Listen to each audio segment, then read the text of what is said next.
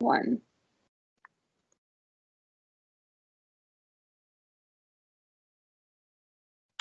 Well, good afternoon, everyone, and welcome to the Faculty of Arts and Social Science Spotlights. It's a beautiful, warm, sunny day in the nation's capital, and we're pleased to have you here. Happy Friday and happy Carleton Youth Spirit Day, which is each Friday at the university. I'm Trevor Lewis, and I'm joined by a great group of professors and students today who are going to explore student life in the Arts and Social Sciences faculty. The specialties we will be spotlighting today are indeed very popular choices with applicants in English, history, and the humanities programs. So thank you for joining us today, and perhaps each Friday at 4 p.m. as we delve into new topics each and every week. The schedule and link will be posted here, so feel free to check that out. There is going to be a live Q&A function here on the call, so feel free to pop your questions into the Q&A. We have a whole host of recruiters and staff in the back end who'd be more than happy to answer those questions for you as we move through the presentation. In addition, let me take a quick moment to highlight some of the other important activities that are going on. There's a ton happening at the university, well, around the university and virtually at the university right now for the Faculty of Arts and Social Sciences, including tomorrow, Saturday, November 7th. Tomorrow, there will be a virtual open house, so check out that schedule, which we'll put here in the, we'll promote here as well. And please, feel free to circle back and join us tomorrow for that open house.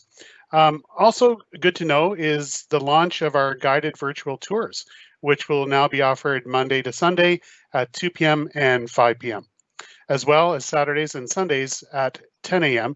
And check out the registration for those on Carleton 360.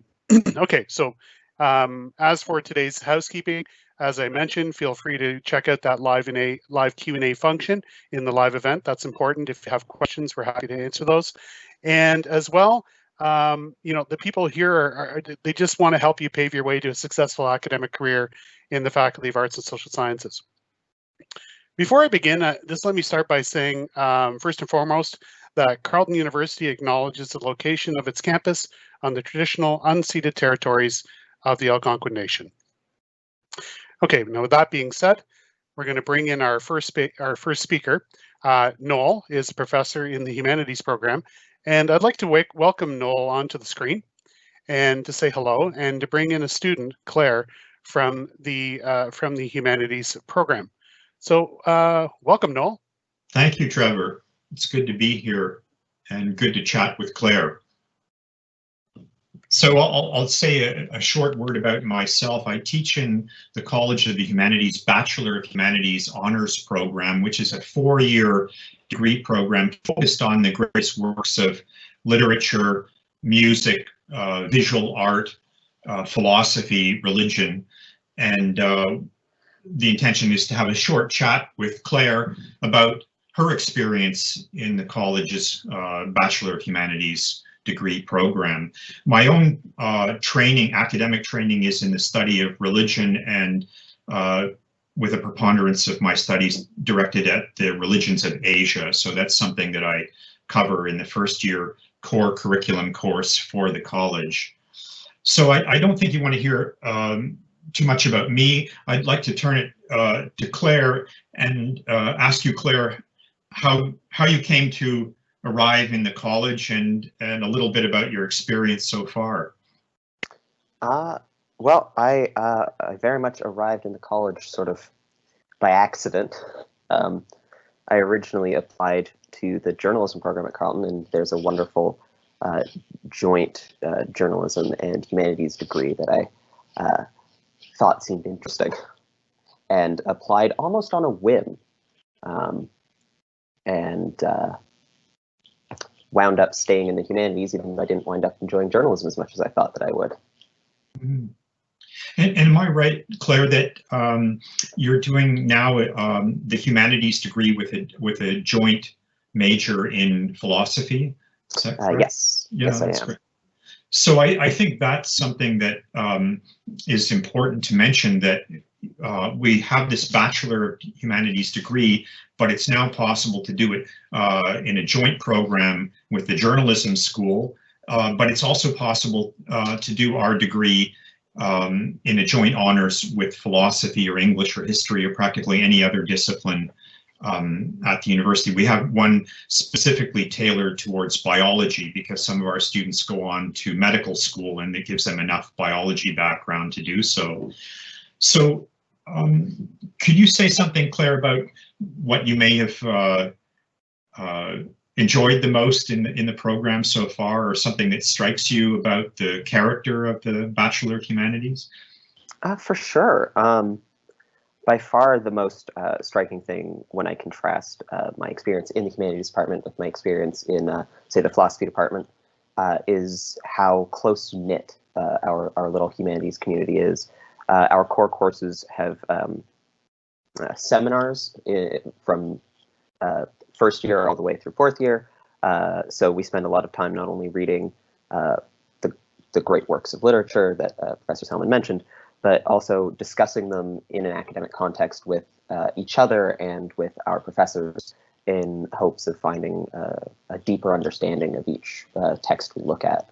And that has been just extraordinary from both like a social point of view. You really get to know the people you're studying with, but also from an academic point of view, you really get to understand the texts that you're working with. And based on that, have you had any experience which has stood out for you in terms of a particular course or a particular reading or text in one of the courses that's made the most impression on you? Certainly. In the second year of the program, our core course is called Reason and Revelation, and it's a tour through ancient Greek philosophy and medieval Christian theology. And I remember it was about this time in second year, we read Aristotle's Categories for the first time, and it is one of the most challenging texts I've ever read. And so having that discussion group where all of my friends and colleagues could get together and we could really hash out what in the world Aristotle was talking about in this very short but very dense text, what it made the difference in understanding that particular work, which then of course the way the course is built, it builds upon itself. So understanding the categories was necessary to understanding the ethics and then the later texts that we read. So that really made a difference for me, and I think for a lot of people in that course, in understanding and appreciating that text better. So I'm imagining that perhaps some of our listeners are thinking, well, Aristotle, that's a big name, but what on earth has that got to do with the contemporary real world? And so I'm wondering whether you feel that you've developed skills in the program that you can deploy in a variety of settings, or do you have anything you'd like to share with us in terms of your next step or your future trajectory? For sure.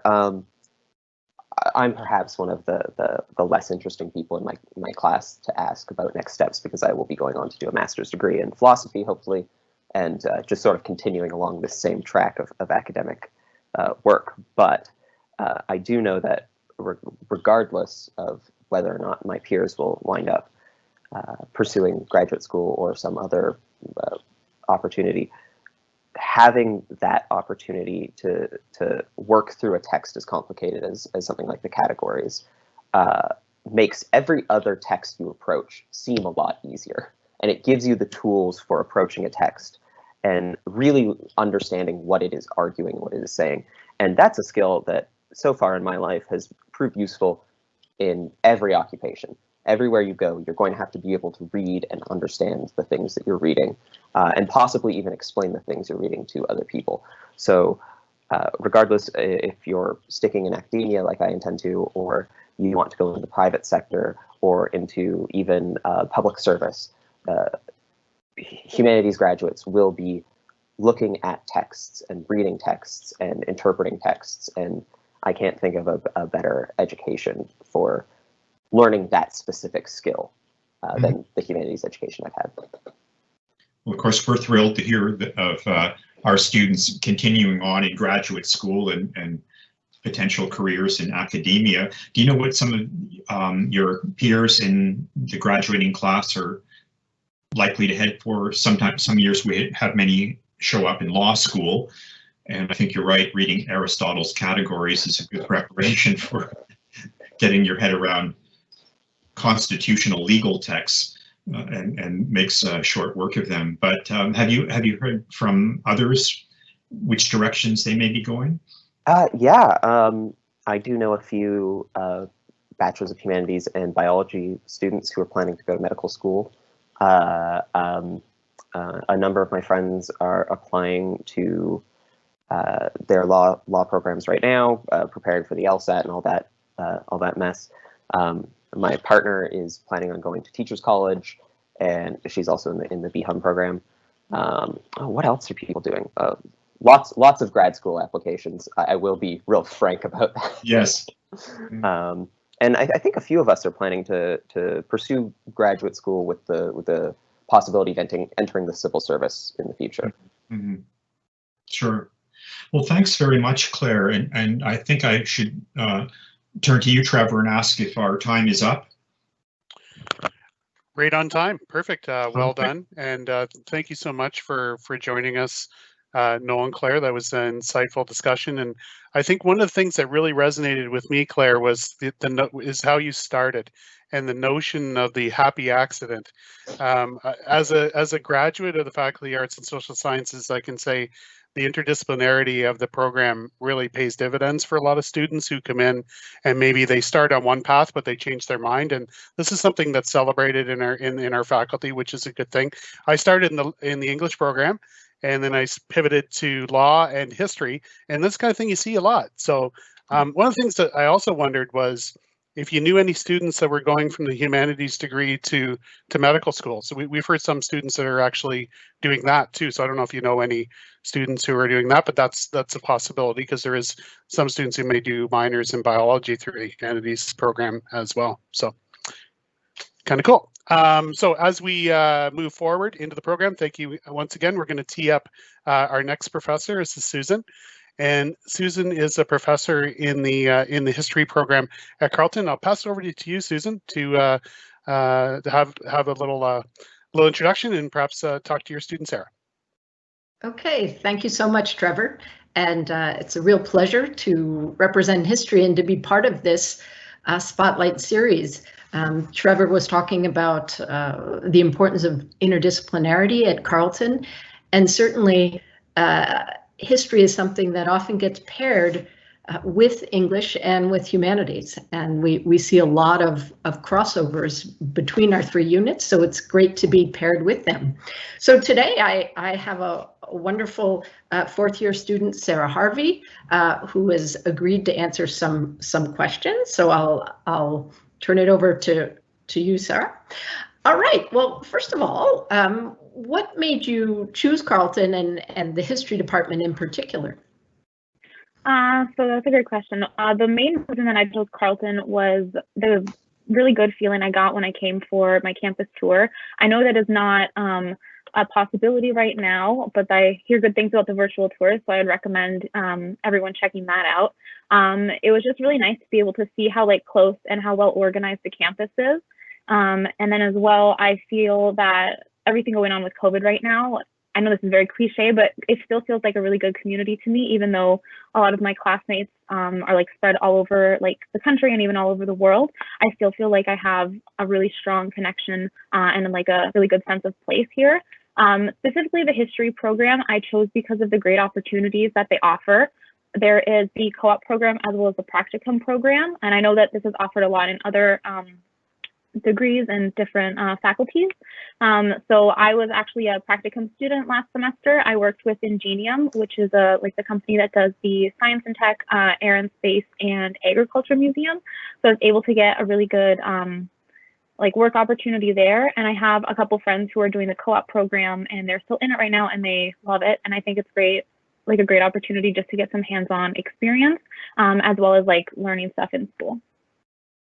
Well, terrific. Thank you. And let me just say for people who are listening that the CoOp program allows you to do 3 terms of paid work during your degree. And as Sarah was saying, we really take advantage of being in the nation's capital, and we place students with all kinds of government agencies, museums, archives. So that's something that we're very proud of, having started recently. Now, speaking of being proud, I know you've done a lot of things at Carleton, and you've overcome some challenges. And what would you say your proudest moment has been as a student at Carleton? So I actually have two. The first one was my practicum placement. I think it was just astounding to me that I was able to do something. So my career aspiration is to work in a museum or in public history of some sort. So being able to have that placement and just kind of see like what hopefully my future career is going to look like was very exciting. And I was actually able to do some research for them and publish a blog post on their like the Ingenium channel. So I was forwarding that email to all of my friends and family and like, look at what I did. It's not just writing papers in a history degree. I can like do all this, and it's very cool just to see something that other people are going to see. My second proudest moment was one of the classes I took in my second year. It was a public history course, and we partnered with the National Capital Commission, or the NCC, for their 120th anniversary. So myself and my classmates, we were split up into different groups, and we all had to tackle sort of two like mini research projects. We looked up local stories about like downtown and like local Ottawa, and then we presented two to the NCC, and then they chose one, and we actually got them put on like electrical boxes. So it's sort of just like a rack. There's like pictures and stuff. They're all along Confederation Boulevard downtown. So if you have a chance to take a look, it's called Capital History. You can just Google that, and there's all the great work that me and my classmates did. And then when I got to see the electrical box in person, it was just so cool to see that something that like I had worked on was actually like something that people were going to walk past, and maybe not everyone's going to read it, but they're going to see it. And that's just really cool for me. Wow, that's fantastic. You know, I was on sabbatical last year, so I didn't know the story behind the electrical boxes. So I'm really glad to have learned that. And I think it's terrific that you were able to publish already on the Ingenium site. I had an MA student who did that, and that's just such a terrific thing. And certainly, you know, we're always looking at Carleton for opportunities to allow students to do their own independent research and writing and get it recognized, as you did. So I'm really happy to hear that. Now, I know you're in your fourth year. You've taken a lot of courses. What would you say your favorite course has been, and why? Well, I've had a lot of favorite courses, but the one that I always answer is my first year seminar. So I took the history seminar, the first year seminar, Victorian London, with Dr. Danielle Kinsey, and it was so much fun. I would definitely recommend taking a first year seminar if you do choose to come to Carleton.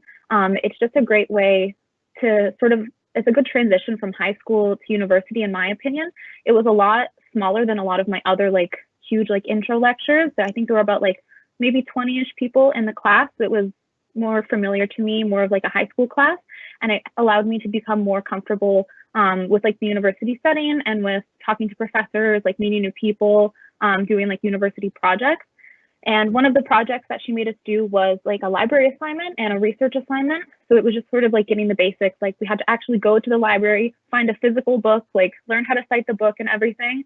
And that has made me a lot more comfortable using both online and in-person resources, which is something that you do a lot with a history degree and at university, just doing research in general. But yeah, it was a great class, and I would definitely recommend it. Well, that's terrific. Yeah, we at Carleton in the Faculty of Arts and Social Sciences were very proud when we introduced the first year seminars, because they intend to do just what you said, to give students the skills to succeed not only in their history courses but also in their other courses. And I've certainly heard a lot of compliments about that particular course, and so I'm glad to hear that. All right, and you've talked a little bit about the skills that you developed in this first year seminar.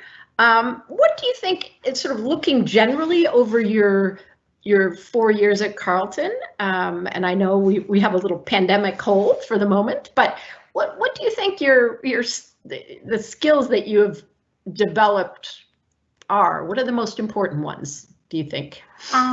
So the first one I'd have to say is definitely research. That's probably a given. I have had to do a lot of research for papers, assignments, But like I said, with my first year seminar, doing all this research has made me a lot more comfortable with the different databases and resources that I have at my disposal. So when I was able to go to the library or like the archives, I felt pretty comfortable using those and like accessing them and figuring out how to find like books and materials on my own, as well as like meeting with research assistants and like archivists and seeing like what they could help me with. I've also been able to work a lot on my communication skills. So with everything being online now, it is a very different environment. It is sad that I'm not able to like meet with my professors and meet with all of you face to face, but it is very interesting just to see and like be adaptable, because I don't know what my future career is going to bring. I might have to do a lot of Zoom calls. I'm not sure. But it's also definitely been super helpful with like learning to talk with like professors and people in different professions, as well as students.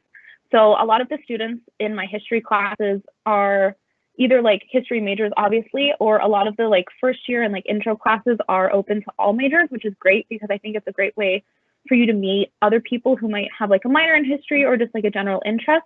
But it's definitely nice to be able to meet new people and listen to like their like backgrounds and why they chose to take the class, and then just like make a lot of sense. Wow. Okay. Well, you've said lots of terrific things, and I'm glad to hear that, because certainly, you know, the ability to do research is one of the things that we really emphasize in our courses, as is developing students' skills at communication. And I was interested by your comment about the technological world, because it reminds me of a career night we did once, and we had an archivist from Library and Archives Canada who had gone to the Carleton History Department. And he was saying that he felt that what history students could offer nowadays was the combination of the ability to do research, but knowledge of the digital and online world. So, and that, you know, you're positioned as a generation, and, you know, and certainly there are courses at Carleton that draw on those skills and try to develop digital skills. We have courses in digital history, digital archaeology. There's a larger program in digital humanities, so that's great. Okay, where you've been here with us for 4 years, where do you hope your degree takes you? We heard that Clare has plans to go to graduate school. What are you thinking about at this point? That is a very good question, something I am still trying to gather information and think about.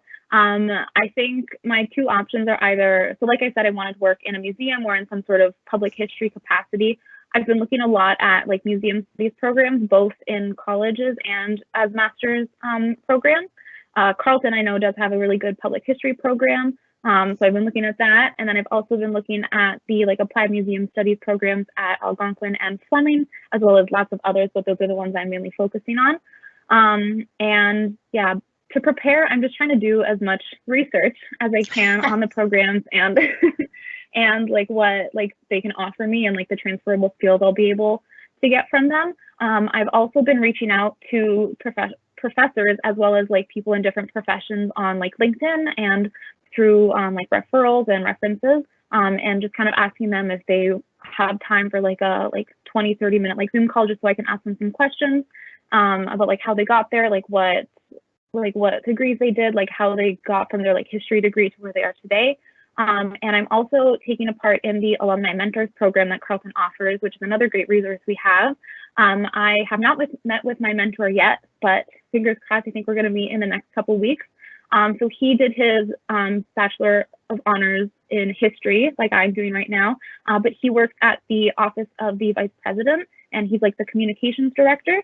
So that's something that I have never even thought of. So I think it'll just be interesting to see like how he got from history to communications, and if that's something that would interest me, or if there's like any skills he could recommend. So yeah, even if I don't end up taking the communications route, I'm still super excited to meet with someone who graduated in the same program I did and to see what options are available for me.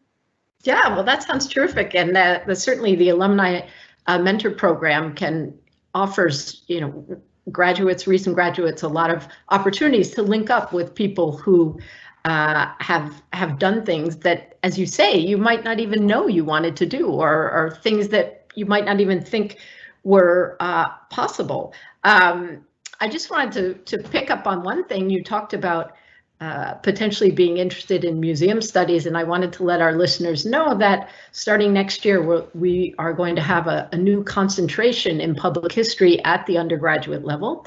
It's long been a strength of Carleton at the graduate level, and now we're giving students an opportunity at the undergraduate level to study this. And we already have a range of courses on museums, on digital history, digital archaeology, but we're going to allow students to really focus on that and get an important credential and use it as a stepping stone into a range of jobs or maybe further studies. So I'm really interested to hear that. And do you have a sense of, and Professor Salmon asked Claire, do you have a sense of what some of your other classmates might be thinking of?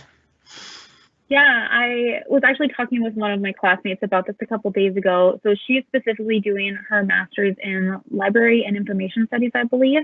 And I know a lot of my other friends are thinking of going to like teachers college. I have the one friend who's in CoOp, who I mentioned before. She is working, her next placement is going to be at Indigenous Affairs Canada, and that's been one of her like dream jobs. So I think she's going to go more like the government route.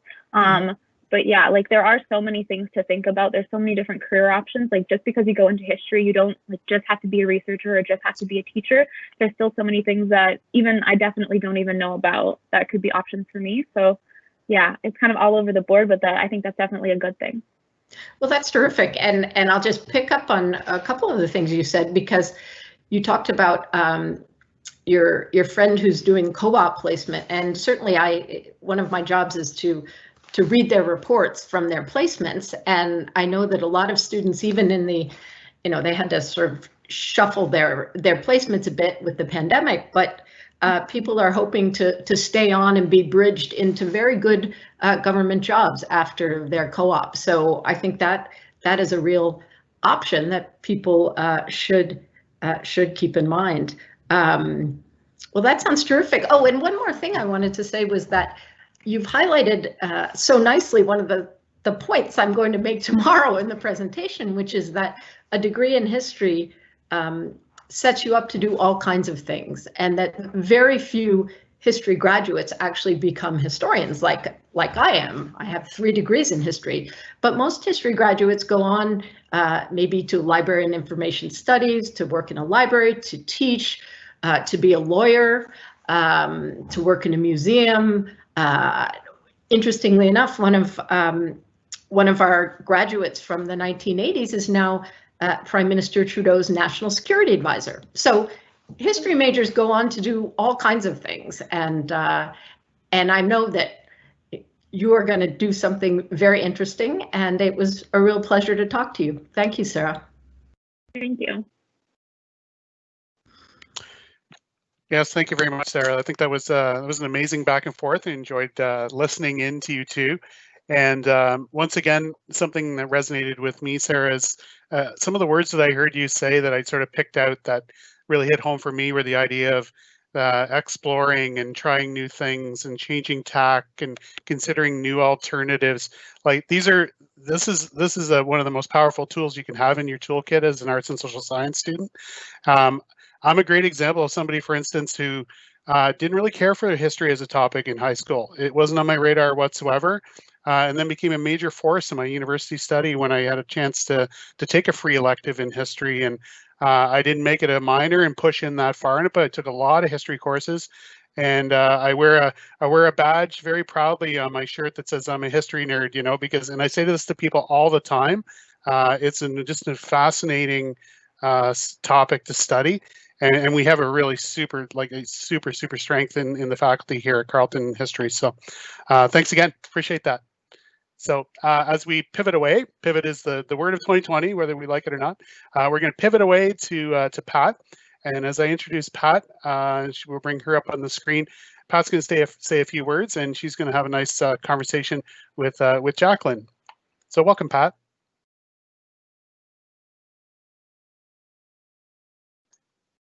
And you might be muted. Sorry, I'm glad to be here. I think I'm now here.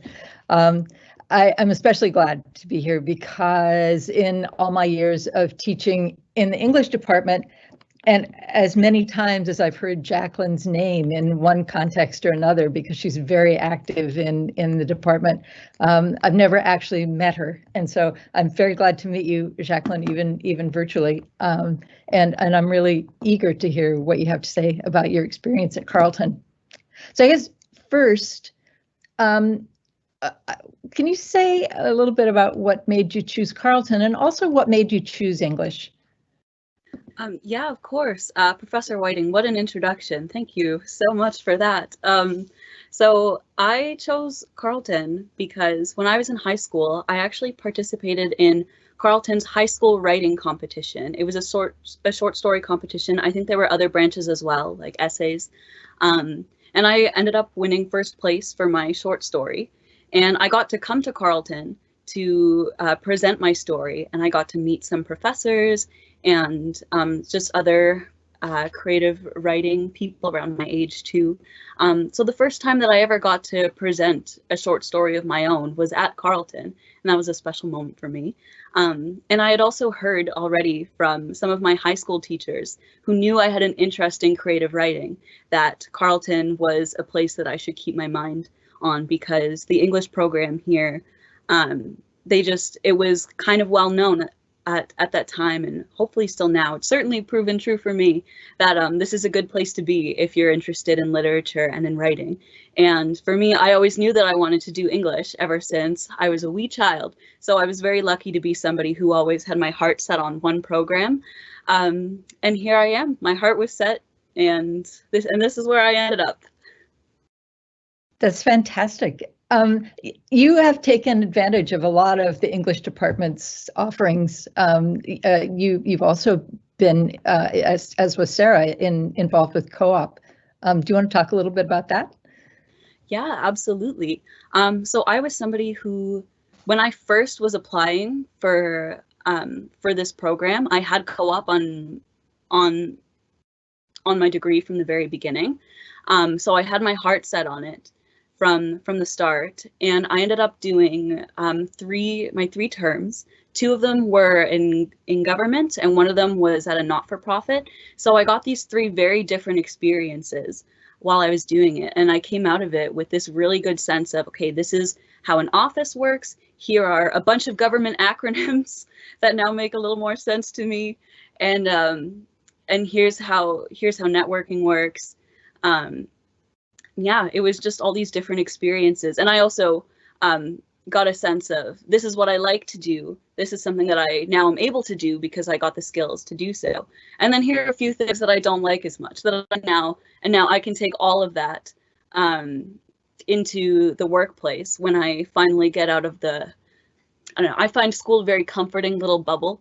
So it was nice to have a bit of a workplace experience while I'm still in the comfort of, I'm a student, please be nice to me. Yeah, well, I'm sure that you're in fourth year, that one of the most important lessons to learn at university is what you don't like, as much as what you do like and what you do want to do. Yeah, were you in the same placement for all three placements, or were they quite different? They were all quite different. They were all communications positions of some sort. The first one was just communications. The second one was a blend of social media and public affairs. And then the third one, at the not-for-profit that I did, it was actually just me. It was me and my manager doing all the social media and comms and events. So yeah, three very different experiences. Nice. How do you see your English degree and your English studies inflecting those business experiences or those workplace experiences?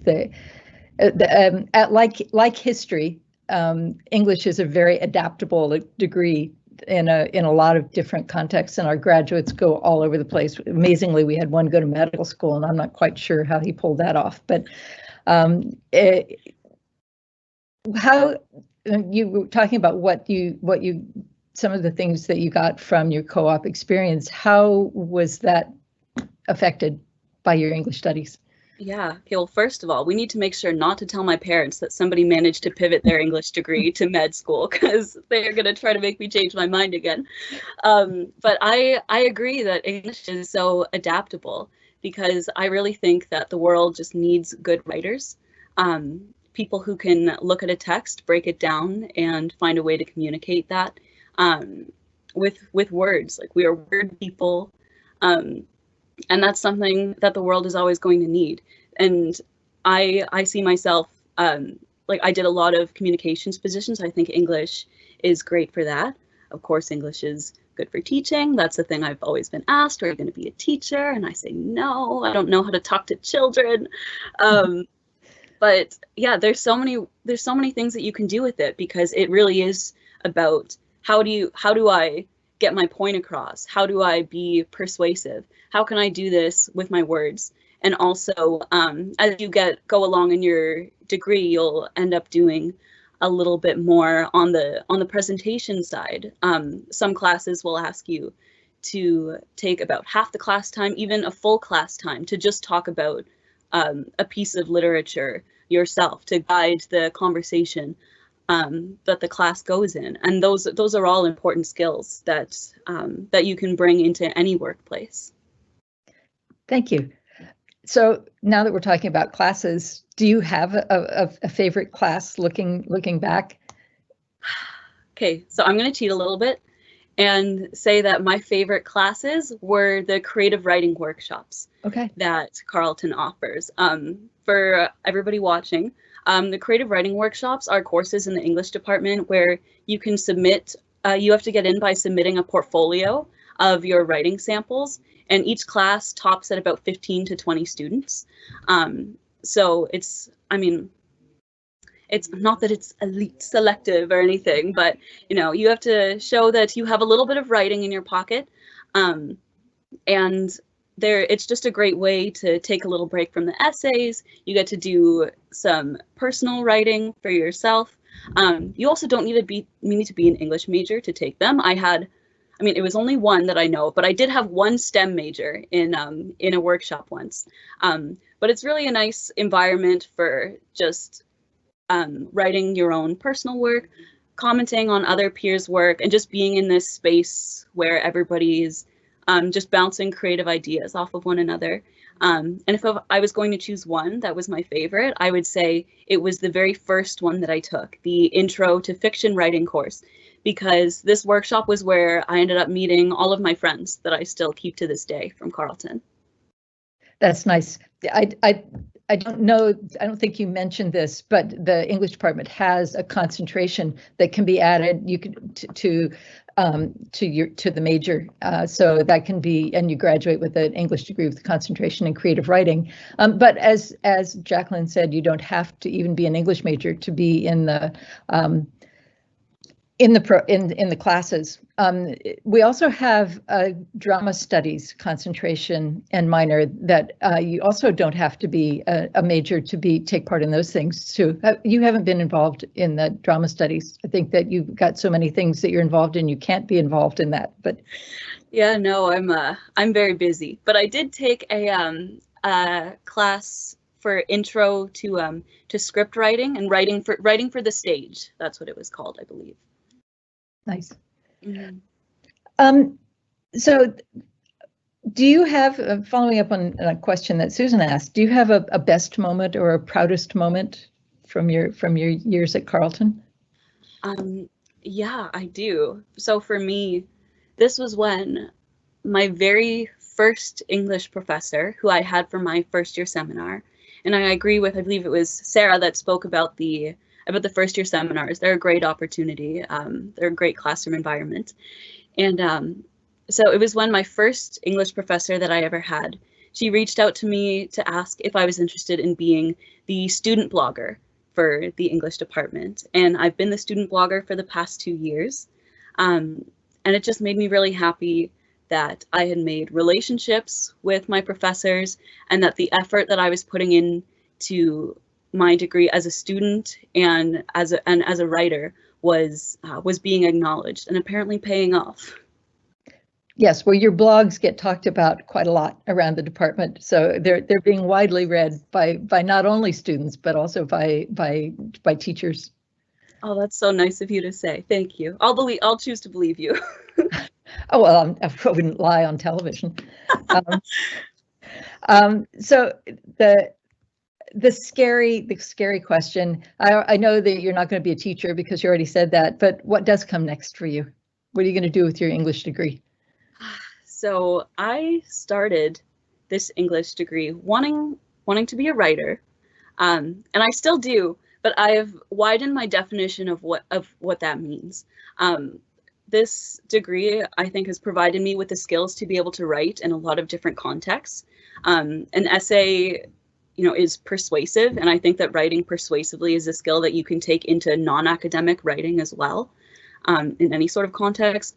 I am somebody who tends to write a little bit too much, and then I have to cut out a bunch of words at the end, and writing is always better if you're chopping things down as opposed to building things up. And there's a lot of contexts in workplaces where you're going to want to write as succinctly as possible. For example, emails. Everybody has too many emails.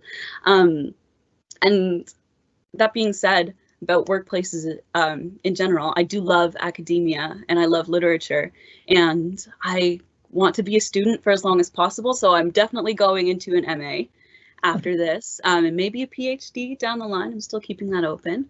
And I've already started preparing for this by doing the co-op work terms, and just trying to come at my schoolwork from a place of personal fulfillment and achievement as opposed to just getting things done. I mean, it's easier said than done. Sometimes you just need to get the assignment out there and say, I'm not thinking about you anymore. But yeah, I'm just trying to make sure that I'm coming at things from a perspective of, okay, what am I getting out of this? How is this making me better at what I would like to do? And also just trying to take opportunities that I think will be good for me, even if they're scary, like being a FAST ambassador and doing this.